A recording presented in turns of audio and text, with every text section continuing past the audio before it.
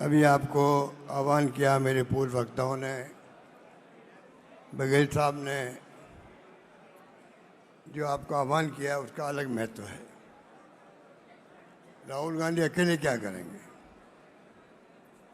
राहुल गांधी ने एक मिशन के रूप में एक शुरुआत करी। आज़ादी के बाद में पहली बार ओबीसी के बारे में जो आवाज़ उठी है, इसके महत्व को आपको हमको समझना पड़ेगा। अगर आप यहाँ आए हो तो आप अधिवेशन में आते हैं, वापस जाते भी हैं संदेश लेकर के। ये संदेश अलग तरह का संदेश है। आप जो यहाँ बैठे हुए हो वो कार्यकर्ता नहीं है, अधिकांश लीडर्स बैठे हैं, उन्हीं को बुलाया गया है।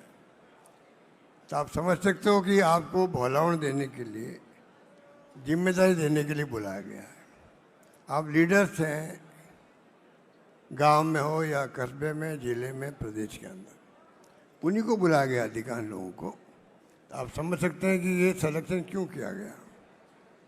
इसलिए कि जो आवाज़ बुलंद की गई है कांग्रेस के नेता राहुल गांधी ने, और खड़गे साहब अभी बोल के गए आपके सामने, कांग्रेस का इतिहास बताने की जरूरत नहीं है। आप हम सबको गर्व है कि इस कांग्रेस का ही इतिहास त्याग का, कुर्बानी का, बलिदान कर रहा है, और किस प्रकार से आज़ाद करवाया मुल्क को। आज़ाद के बाद में संविधान निर्माण हुआ अम्बेडकर के द्वारा, पंडित जवाहरलाल नेहरू हो, सरदार वल्लभ भाई पटेल हो या मौलाना आज़ाद हो, वो ज़माना और था। बड़े बड़े नेता हमारे और भी थे। आज जो हुकूमत में बैठे हुए हैं, ये हमारी विरासत को ख़त्म करना चाहते हैं। जिस प्रकार ये ध्रुवीकरण कर दिया देश का, वो बहुत खतरनाक खेल है। राहुल गांधी जी हाथ में क्यों बता रहे हैं कॉन्स्टिट्यूशन को, संविधान खतरे में है, ये संदेश क्यों दे रहे हैं? ये संदेश क्यों दे रहे हैं? संविधान की मूल भावना क्या है? सोशल सिक्योरिटी कैसे हो, समानता कैसे मिले। और जब इन्होंने खुद ने भारत जोड़ो यात्रा करी, जब इन्होंने खुद ने न्याय यात्रा करी, तो आपको समझ में आ गया, जैसे गांधी जी को समझ में आया था जब महात्मा गांधी साउथ अफ्रीका से आए थे, उनको भी पूरे देश की यात्रा करनी पड़ी। तब देश को समझा उन्होंने, और समझने के बाद में जो नेतृत्व दिया देश को आज़ादी जंग के अंदर, उसमें हमें कामयाबी मिली। आप समझ सकते हैं जैसे महात्मा गांधी को कामयाबी मिली, उसी प्रकार कामयाबी राहुल गांधी को मिले, इसमें हम सबका संकल्प होना चाहिए, संकल्प होना चाहिए। इसलिए मैंने कहा ये आप जो आए हो, ये संकल्प लेके जाएंगे, जाकर के आप जो ओबीसी जाते हैं उनको पहले समझाएंगे कि आपका भला कहाँ पर है, कौन सी विचारधारा है जो आपके समाज के अंदर, समाज के हित के अंदर है, देश हित में है। ये आपको बताना पड़ेगा। कई राज्य ऐसे जहाँ पर ओबीसी की जाते हैं कांग्रेस के साथ नहीं है। हमें इस बात को स्वीकार करना चाहिए, स्वीकार करना चाहिए। अगर स्वीकार नहीं करेंगे तो हम सुधार भी नहीं कर पाएंगे, सुधार कर ही नहीं पाएंगे। और सुधार कर नहीं पाएंगे तो फिर राहुल गांधी जी अकेले बोलते बोलते कैसे काम चलेगा। ये लड़ाई लंबी भी है, आसान नहीं है। आपको संकल्प जो आज आए हैं, आपने एक इतिहास बनाया हमेशा के लिए, बरसों बाद में भी आपको याद किया जाएगा कि आप गए थे तालकटोरा स्टेडियम के अंदर। इसलिए मैं कहना चाहूँगा, अभी नहीं तो कभी नहीं, दिमाग के अंदर रखो, अभी नहीं तो कभी नहीं।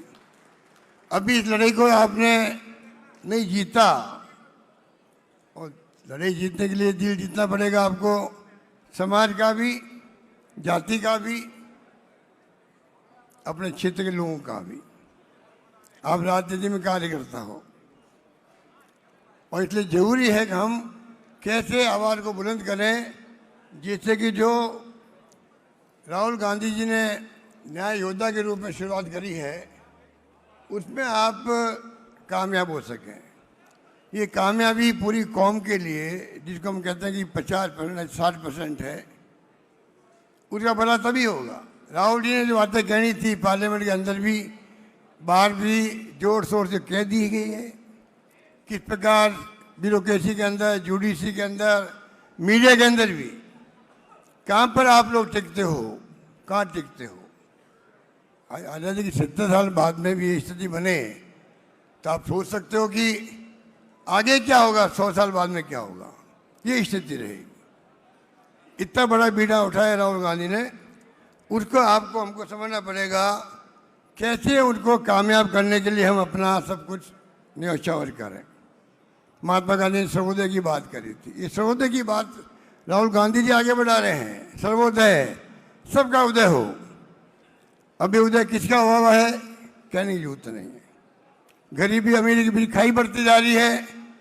हम कहाँ टिकते हैं? ओबीसी के लोग, एससी के लोग, एसटी के लोग, माइनॉरिटी के लोग भी। और राहुल गांधी जी ने कहा है ईडब्ल्यूएस जो कैटेगरी बनी है ये कोई कम बात है। जब ओबीसी के अलावा, एससी एसटी के अलावा, ये तो राजीव गांधी का सपना था जो 73-74 अमेंडमेंट किया है, तब जाके हम लोग सरपंच, प्रधान, प्रमुख बनने लगे हैं, नगर पालिका चेयरमैन बनने लगे हैं। गांव में कोई आपको सरपंच नहीं बनाता, सरपंच नहीं बनते थे हमारे लोग, महिलाएं बनती है। तो आप सोच सकते हैं कि ये जो सिलसिला शुरू राजीव गांधी जी ने किया था, अब कैसे ओबीसी को उसका हक मिले। जो इनके नारा राहुल जी का, ये हम सबका होना चाहिए। जितनी जिसकी भागीदारी उतनी उसकी हिस्सेदारी। ये भावना कब पूरी होगी उसके लिए आपको चिंतन करना पड़ेगा, मनन करना पड़ेगा और मेहनत करनी पड़ेगी। मेहनत आपको बहुत करनी पड़ेगी, ये मामूली काम नहीं है। ये बहुत बड़ा चैलेंज स्वीकार करके जाओ यहाँ से। ये राहुल गांधी जी का चैलेंज हम सबको है, ओबीसी नेताओं को है। कैसे आप उनको पूरा करते हो ये आपके ऊपर है। राहुल गांधी फेल नहीं होगा, आप फेल होंगे। आप फेल होंगे कि एक नेता हमें मिला जिसके पूरे परिवार का ऐसा त्याग बलिदान है जो दुनिया के किसी मुल्क में नहीं होगा। 35 साल में इस परिवार, गांधी परिवार, कोई व्यक्ति ना मंत्री, ना मुख्यमंत्री, ना प्रधानमंत्री है। इंदिरा गांधी जी प्रधानमंत्री पद पर रहते हुए हत्या कर दी गई उनकी, तो खालिस्तान नहीं बनने दिया। राजीव गांधी शहीद हो गए उपमहाद्वीप में शांति स्थापित करते करते। जिस खानदान में इतने बड़े सादत हुई हो, उस खानदान को टारगेट बना के जो राजनीति हो रही है मोदी जी द्वारा, आरएसएस द्वारा, वो आप समझ सकते हो क्यों हो रही है। मालूम है कि इस परिवार के कारण ही कांग्रेस पूरे मुल्क के अंदर हर गांव में, हर घर के अंदर आलिम स्थान बनाए हुए हैं। ये पार्टी है जो नॉर्थ ईस्ट में चले जाओ, आप कहीं चले जाओ, हम सत्ता में नहीं है 11 साल से। जो झटका दिया मोदी जी को अभी राहुल जी ने, 100 पे आगे लगभग हम लोग, 20-25 सीटें और आ जाती, सरकार नहीं बन पाती उनकी। इसलिए मैं कहना चाहूँगा, कहने को बहुत सारी बातें राहुल जी बोलेंगे, आपके सिद्धरमैया जी बोलेंगे। मैं आपको इतना कहना चाहूँगा कि ये कोई अच्छे भाषण हो गए, सब बातें सुनिए आपने। मैं आपसे आग्रह करूँगा, रिक्वेस्ट करूँगा कि ये जो मिशन के रूप में इसको लो। आप जो आए हो लोग, आप यहाँ पर, उन सब की ड्यूटी है जाकर के आप जिस पद पे हो अथवा नहीं हो, काम करने के लिए, राहुल जी का संदेश देने के लिए कोई पद की दरकार भी नहीं है। और मुझे कहते हुए दुख भी होता है कि जो कौमें, जो जातियाँ के राज्यों में कांग्रेस में नहीं है, ओबीसी होते हुए भी, मैं फिर कहना चाहूँगा वो हमारे चिंता के वजह से होना चाहिए। क्योंकि अगर उनको आप ठीक नहीं करोगे, उन जातियों का भला भी नहीं होगा।